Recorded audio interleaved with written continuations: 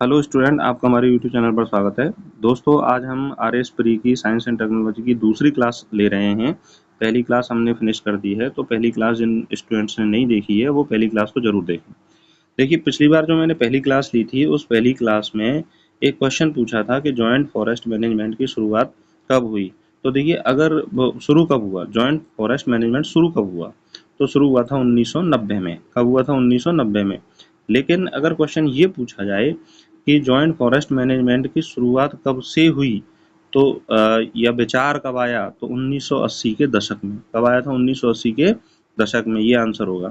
तो जो भी स्टूडेंट आर एस प्री की साइंस एंड टेक्नोलॉजी की तैयारी कर रहे हैं, या फिर जहाँ पर आर एस प्री का जो सिलेबस है वो साइंस एंड टेक्नोलॉजी का सिलेबस जिन परीक्षाओं में आता है, उन सभी परीक्षाओं के लिए मैं ये कहना चाहूँगा कि इस चैनल को ज़रूर सब्सक्राइब करें और इस क्लास को पूरा देखें। क्लास को देखने के बाद कमेंट करके हमें ज़रूर बताएं आपको ये क्लास कैसी लगी।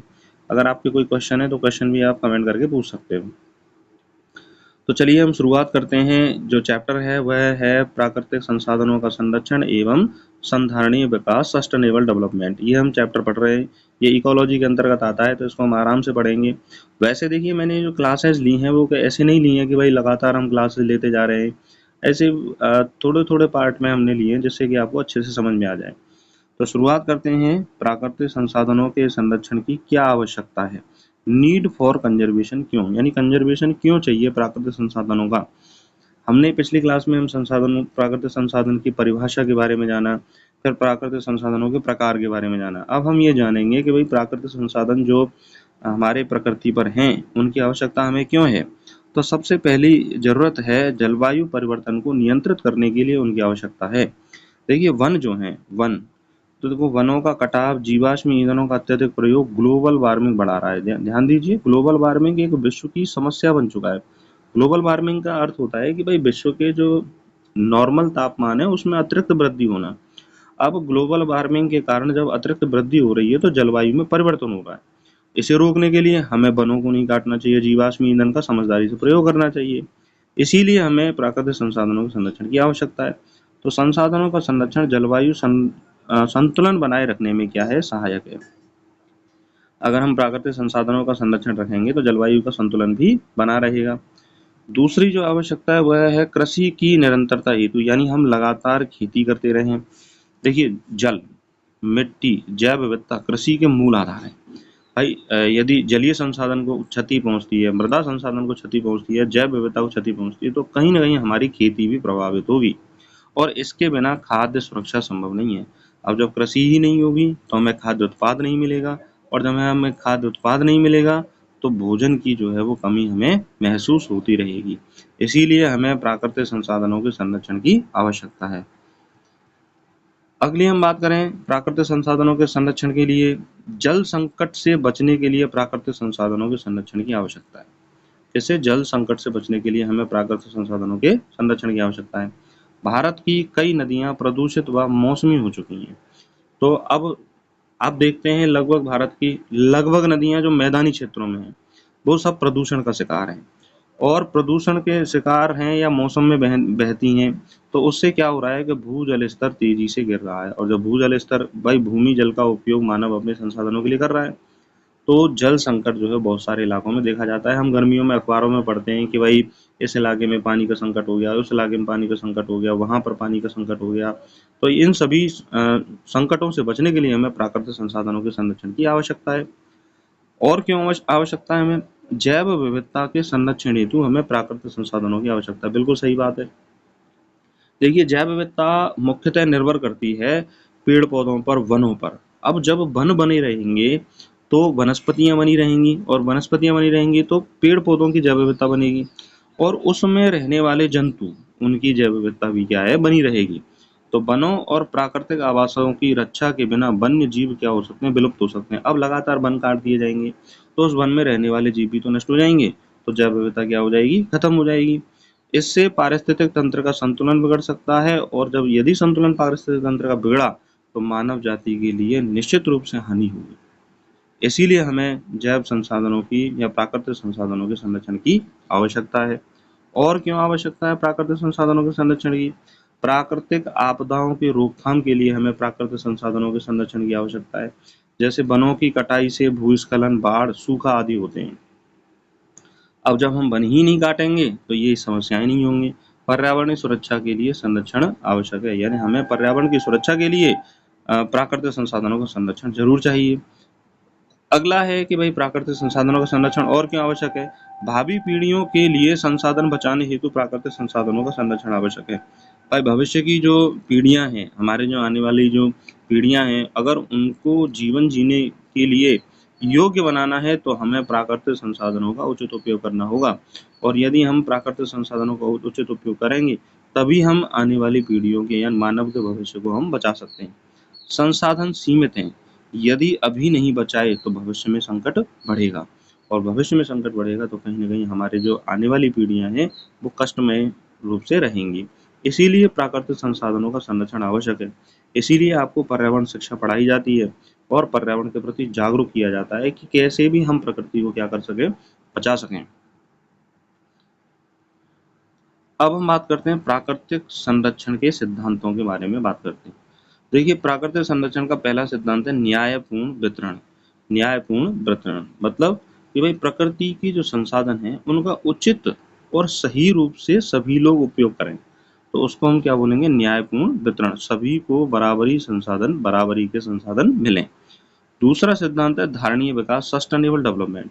देखिए, सस्टेनेबल डेवलपमेंट का मतलब ये है, आज आप देख रहे होंगे कि पूरी दुनिया के सभी देश विकसित होने की होड़ में लगे हुए हैं, लगातार उद्योग खोलते जा रहे हैं, लगातार बहुत सारे मशीनों का निर्माण किया जा रहा है, चाहे वो एसी है, फ्रिज है, ये कहीं ना कहीं पर्यावरण को नुकसान पहुंचाते हैं। तो धारणीय विकास कहता है कि विकास इस तरीके से किया जाए कि पर्यावरण को नुकसान ना हो, तो उस विकास को हम बोलते हैं सस्टेनेबल डेवलपमेंट। ऐसे विकास मॉडल जो पर्यावरण को क्षति ना पहुंचाएं उन्हें हम धारणीय विकास कहते हैं। तीसरा है पुनर्चक्रण। पुनर्चक्रण का मतलब क्या है कि मान लीजिए हमने कोई प्राकृतिक संसाधन का प्रयोग किया, उसके उपयोग के बाद यदि कोई ऐसी प्रक्रिया कि हम दोबारा उसका उपयोग कर सकें, उसको अपनाना चाहिए। जैसे कि हम प्राकृतिक संसाधनों को दोबारा उससे नहीं लेंगे और उसका रिसाइकिल करके हम उसका यूज कर सकेंगे, तो पुराने संसाधनों का दोबारा उपयोग क्या कहलाता है?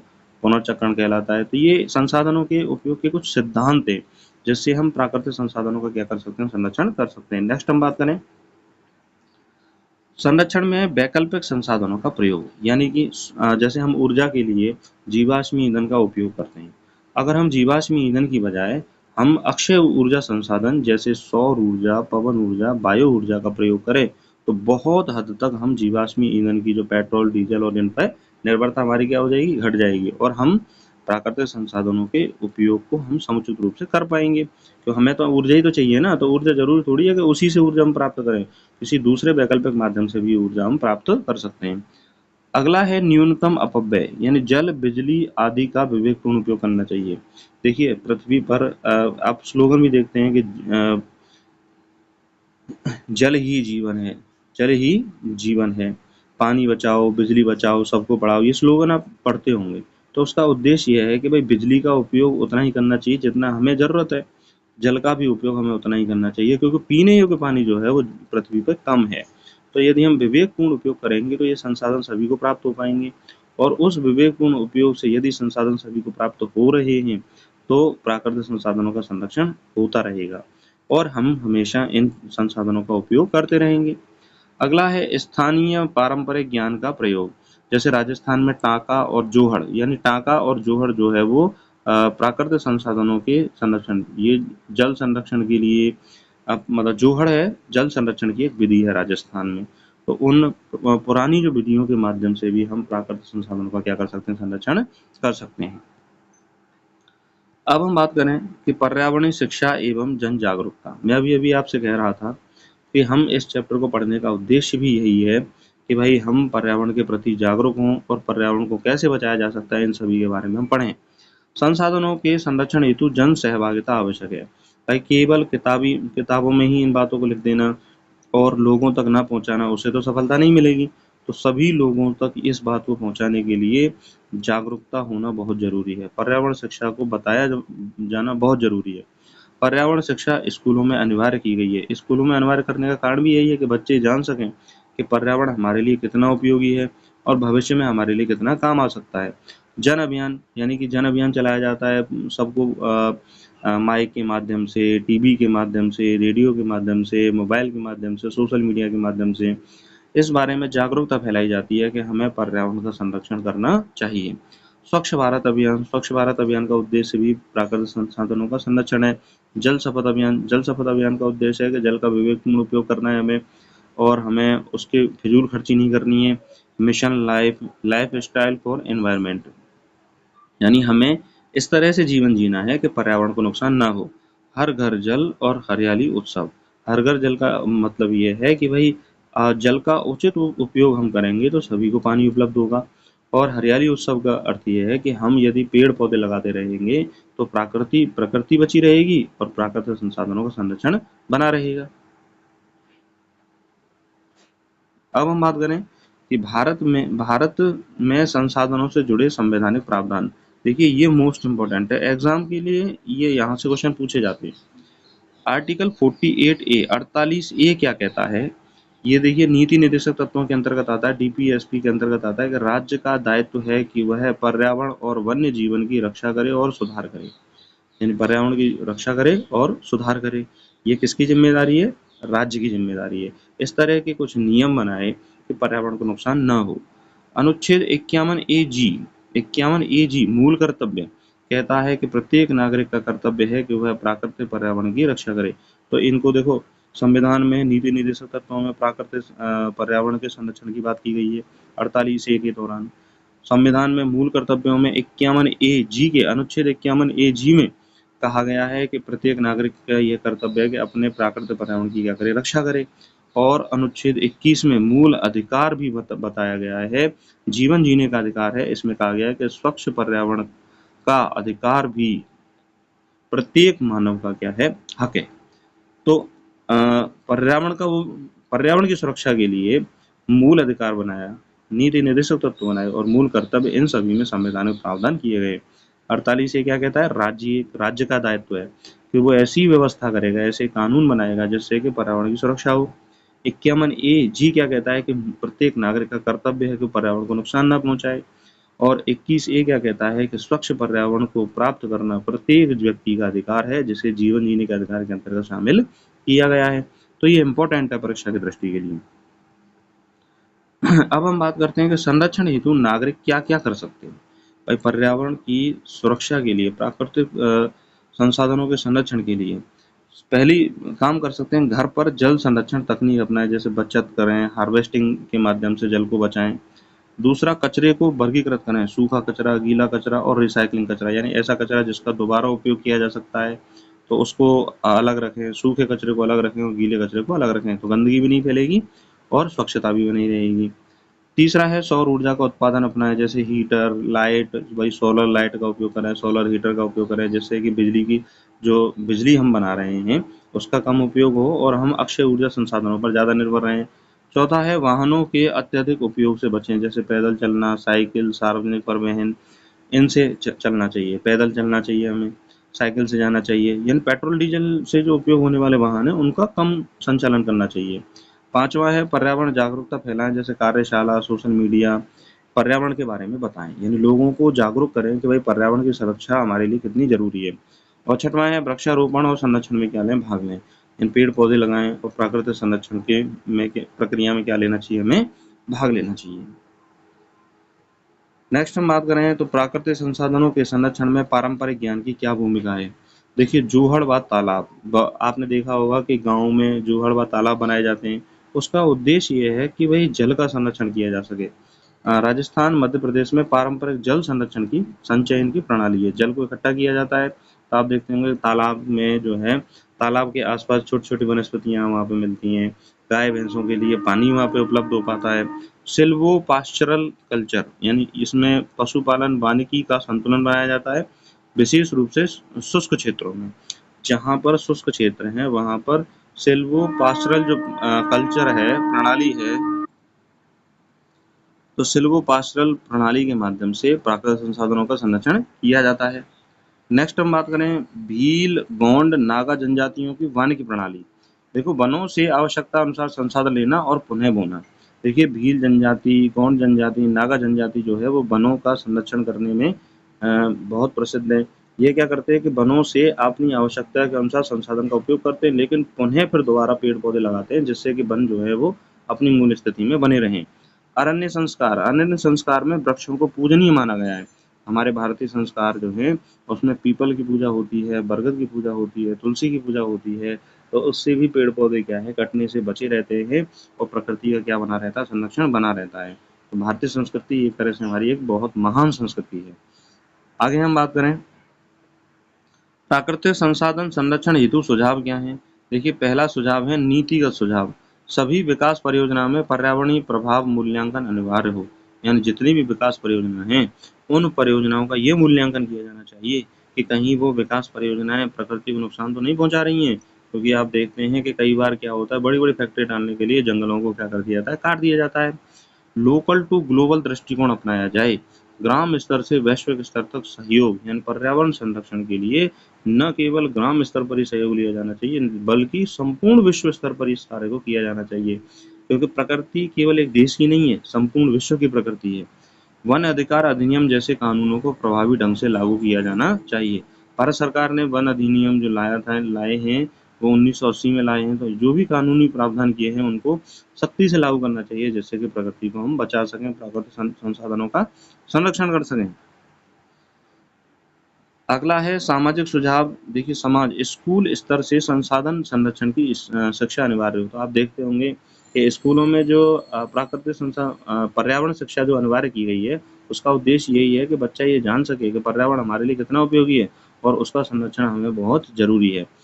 दूसरा है पंचायत स्तर पर ग्राम जल योजना, वन योजना बनाई जानी चाहिए। भाई ग्राम जल योजना से क्या होगा कि जो ग्रामीण जल संचयन विधि है उनका विकास होगा, और वन योजना से होगा कि भाई पेड़ पौधे जब लगाए जाएंगे तो वनों का भी क्या होगा, विकास होगा। महिलाओं और युवाओं की भागीदारी बढ़े। तो पर्यावरण संरक्षण में महिलाओं और युवाओं को जागरूक करना चाहिए, जिससे उनकी भागीदारी बढ़ेगी और पर्यावरण को बचाया जा सकेगा। वृक्षारोपण को बढ़ावा दिया जाना चाहिए। पर्यावरण संरक्षण की जो ज्ञान यदि लोगों को रहेगा तो प्रकृति क्या है, बची रहेगी, प्राकृतिक संसाधनों का अनुचित उपयोग नहीं होगा। अब हम बात करते हैं आर्थिक सुझाव के बारे में। किसके बारे में बात करते हैं, आर्थिक सुझाव। देखिए नवीकरणीय ऊर्जा के लिए सब्सिडी और ऋण सुविधा दी जानी चाहिए। तो जो भी जैसे सौर ऊर्जा हुआ, पवन ऊर्जा हुआ, तो उनके लिए सरकार क्या देती है, सब्सिडी देती है। तो उससे क्या होगा, इन ऊर्जा संसाधनों को बढ़ावा मिलेगा। कचरा प्रबंधन को रोजगार और उद्यमिता से जोड़ा जाना चाहिए। यानी कचरे प्रबंधन, आप देखते होंगे कि लोग बाग जो है वो कचरों से भी क्या पैसा कमाते हैं। तो वही कचरा रिसाइकिल प्रोसेस से भी उस नई चीज़ों का उत्पाद बनाते हैं, तो उनको रोजगार मिलता है और उससे उद्यमिता बनती है। पर्यावरण कर, ग्रीन टैक्स और प्रदूषण करने वाला भुगतान करें सिद्धांत लागू होना चाहिए। यानी प्रदूषण करने वाले वाहन हैं उन पर चार्ज लगाया जाता है और ग्रीन टैक्स लगाया जाता है, जिससे कि पर्यावरण की सुरक्षा में जो भी धन आता है तो आर्थिक रूप से हम उसको पेड़ पौधे लगाने में, पर्यावरण की सुरक्षा में क्या कर सकें, खर्च कर सकें। तो ये ग्रीन टैक्स होता है। बहुत हद तक ये देखिए ये बात अलग है कि भाई जरूरी नहीं है कि इसका एक उचित उपयोग होगा ही होगा, लेकिन कहीं ना कहीं इस दिशा में कार्य तो किया जा रहा है, थोड़ा बहुत काम तो किया जाता है। तो ये आर्थिक जो चीज़ें गतिविधियां होती हैं उनके माध्यम से भी हम प्राकृतिक संसाधनों का क्या रखते हैं, संरक्षण करते हैं। चलिए एक क्वेश्चन के माध्यम से इस क्लास को हम समाप्त करते हैं, और इस क्वेश्चन का आंसर आप कमेंट बॉक्स में ज़रूर दें, जिससे कि हमें पता चलेगा कि भाई आप जो पढ़ाई कर रहे हैं वो आप लगातार हमारी क्लासेस से जुड़े हुए हैं। तो क्वेश्चन ये है कि संविधान के किस अनुच्छेद में पर्यावरण का अधिकार निहित है। पर्यावरण का अधिकार निहित है article 21A, article 51A, article 48 और आर्टिकल 21। तो इन अनुच्छेदों के बारे में आपको बताना है कि कौन से अनुच्छेद में पर्यावरण का अधिकार निहित है। तो आशा करता हूँ दोस्तों कि आपको ये क्लास समझ में आई होगी। अगर आपको ये क्लास समझ में आई है तो कमेंट करके हमें ज़रूर बताएं। और जो भी स्टूडेंट इस चैनल पर नए हैं, साइंस और टेक्नोलॉजी की तैयारी कर रहे हैं, चाहे वो यूपीएससी है या आरपीएससी की लेवल की तैयारी कर रहे हैं, तो इस चैनल को ज़रूर पढ़ें। और देखिए बहुत सारी क्लासेज हम ले चुके हैं, तो उन क्लासेज को आप ज़रूर देखिए। निश्चित रूप से आपके लिए नॉलेज में वो बहुत लाभदायक रहेंगी। और इसी के साथ मैं कहना चाहूँगा कि भाई ये जो दूसरी क्लास है, जो पहली क्लास किसी स्टूडेंट ने नहीं ली है, तो पहली क्लास को ज़रूर देखें। अपनी तैयारी को स्ट्रॉन्ग करते रहिए, हमारे साथ जुड़े रहिए। नमस्कार, धन्यवाद।